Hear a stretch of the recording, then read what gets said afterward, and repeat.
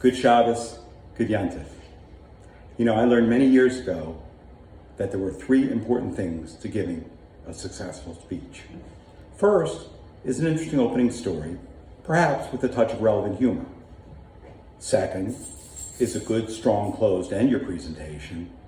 And finally, the most important part is to make sure that parts 1 and 2 are situated very closely together. So, I'll begin with my Rosh Hashanah story. There was once a Jewish handyman who paid an unexpected visit to his rabbi. In a soft, trembling voice, the man confessed that he'd done a shoddy job in painting his neighbor's home. He had charged a premium price, but he hadn't bothered to carefully scrape and sand the home's peeling woodwork. He had purchased an inferior brand of paint and promptly thinned it even more with turpentine. With the high holy days rapidly approaching, the painter begged the rabbi. He said, "Rabbi, I feel terrible. What should I do? How can I repent for my sins?" The rabbi looked at the guilt-ridden man and smiled. "You know what you have to do." Are you ready for this? Repaint, repaint, and thin no more. I can hear the groans and see the eyes rolling throughout South Florida. But now that I have your attention, about 6 months ago, in February, I was asked to assume the mantle of president of Shari Kodesh. It certainly wasn't a position that I had sought out. In fact, it seemed that I had been voluntold that I wanted the position. I accepted the position with the intention of doing whatever I could to grow and improve the synagogue that I love so much. It wasn't for my benefit. Rather, I wanted to make CSK the most attractive, involved, and caring synagogue possible for its congregants. Many of you remember, I sat down with over 45 members of the synagogue, spending over 70 hours in private one-on-one sessions so that I could better understand what people perceived as both the strengths and weaknesses here at CSK. I asked for tangible suggestions about ways to grow and improve our facility, our programs, our finances, and our communications. I left those meetings with a list of over 80 suggested ideas. Many of those ideas were really quite good, and I'd hoped to implement here at CSK. And then, less than 2 weeks after I'd assumed my office, the world as we know it came to a crashing halt. The ideas for programs, events, and fundraisers that I thought would be so helpful for this coming year were all out the window. Instead of growth, we were merely trying to maintain our current level of membership. Instead of financial independence, we were looking at being able to pay our gas and electric bills. Instead of developing better communication skills, we were all out learning about mastering Zoom skills. And saddest of all, instead of focusing on maintaining our synagogue well-being, we were focused on people's physical, emotional, and financial well-being. Based on the list of hurdles that could easily overtake a small synagogue like ours, it would have been easy just to say, we have no recourse. It was going to be a terrible year. We should just accept that and get on with our lives. Logically speaking, you would think that a pandemic would take a terrible toll on a synagogue like ours. After all, people come to the synagogue to pray. They come to the synagogue to worship. They come to the synagogue to socialize, and they come to the synagogue to seek comfort. But our doors had been closed.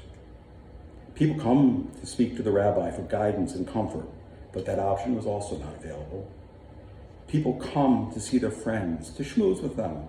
They bring their children to socialize and be educated, but that has not been an option either. Typically in a situation like this, where the normal resources of a shul are not available, when people are unemployed, businesses are lost, when people's health is at risk, people are scared. You would think that membership would decline and finances would be abysmal. You would think people would say, I have my own troubles to deal with, leave me alone. But that has not been the case here at Shari Kodesh. People are not leaving the shul. As of the day I wrote these comments, our membership was exactly even. Yes, we've had a few families leave, mostly because of moving out of town. But we've had an almost identical number of new members joining our kahila. Attendance at Shabbos services has actually been somewhat higher than typical Shabbos services in the sanctuary. And the 2 drive-in Friday night services that we had were each attended by over 70 people. Pretty good compared to our normal Friday night services. Financially, yeah, this is going to be a tough year. Some of our normal sources of revenue will just not be there. High holiday ticket sales, usually one of our 2 biggest sources of income every year, along with the gala, we won't be receiving those dollars this year, along with missing dollars from kiddush luncheons, bar and bat mitzvahs, outside rentals, mahjong and canasta. But while the loss of these dollars could have spelled disaster for us, people have been stepping up and helping. Many donors have stepped forward and actually increased their pledges this year, some quite substantially. Some have even doubled their pledges from previous years. Beyond that, the number of people who have been sponsoring virtual kiddushes, virtual wine, virtual challah, it's just been amazing to me. Cards people have been sending to honor graduations, birth announcements, engagements, as well as yard sites and the loss of loved ones is higher than we've ever seen before. Donations to our various funds and general donations, they've been on an increase as well. So, why is it that in a time when you'd expect the roof to be caving in, am I so optimistic? Well, in part, it's because of our clergy. I think Rabbi Baum has done a remarkable job working tirelessly to present a constant flow of new and exciting material, always making himself available at all hours, even on those days when he was playing Mr. Mom. Our Chazan, who has volunteered countless hours to lead services, inspire us well beyond his contractual obligations.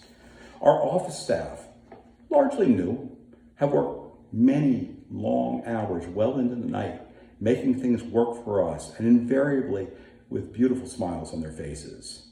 Your board members and countless volunteers and committee members who have constantly been trying to find new and exciting approaches to make their responsibilities work out in these uncharted waters. But most of all, it's because of you. The members of our synagogue, our Kehillah, who have stood by and said, this is my synagogue, this is my home, my friends, my Kehillah. And I will do whatever is necessary to make sure that Congregation Shari Kodesh stands and prospers and is there for many generations to come. As is always my custom, at this time I'd like to apologize for any wrong or misdeed, any real or implied slight that I may have committed towards any of you. If I have wronged you in any way, I would ask that you let me know so that I can apologize personally and strive to make sure that I do not commit the same sins in the years to come. With that, I would like to wish each of you a happy, sweet, prosperous, and most of all, a healthy new year. Shana Tova U'Mituka.